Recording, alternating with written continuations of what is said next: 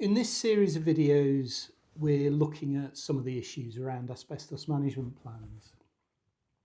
Previously, we've discussed target audience, content and format. So now we'll have a chat about how you actually go about creating them.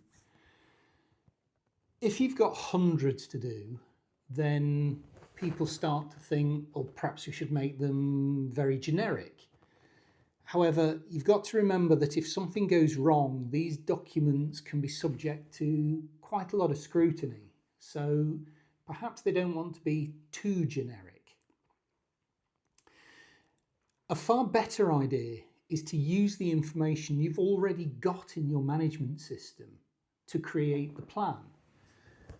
Remember that if it needs to be in the plan, then it needs to be in your management system. And if it's in the management system, then it's easy to pull it out and create your plan.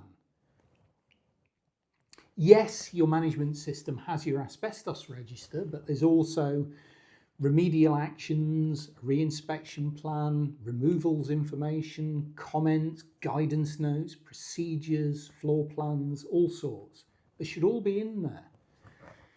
So if it's in there, it's dead easy to pull it out, splice it all together with the generic stuff, the policy and procedure stuff, stick it all together into a single document, job done. Documents can be included in that, so most obviously floor plans, but also photographs, air tests, removal information. Anything that's relevant to your situation can be dropped in.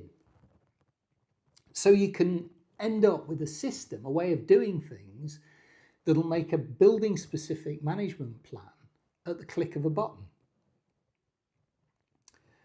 Yes, there can be issues holding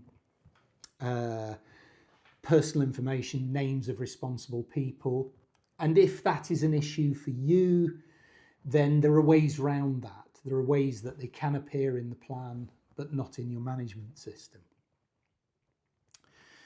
One of the things you've got to avoid with how your plans are created is modification post-production. This is a problem that we come across a lot, that people just say, we just want to make a wee edit to a few things after we've produced it.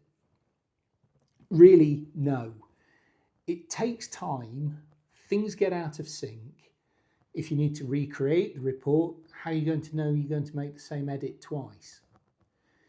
And again, to reiterate, if it's important enough to be in the plan, then it's important enough to be in your management system. If your system isn't spitting the right plan out, then change the system until it is.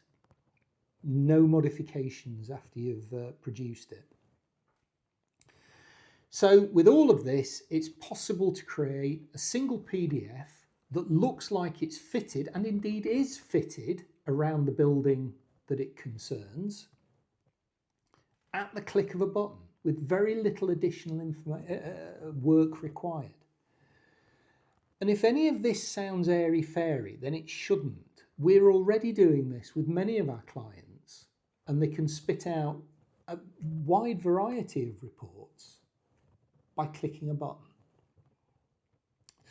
So now we've got a vague idea how we're going to create it, we then need to look at how we're going to keep them updated.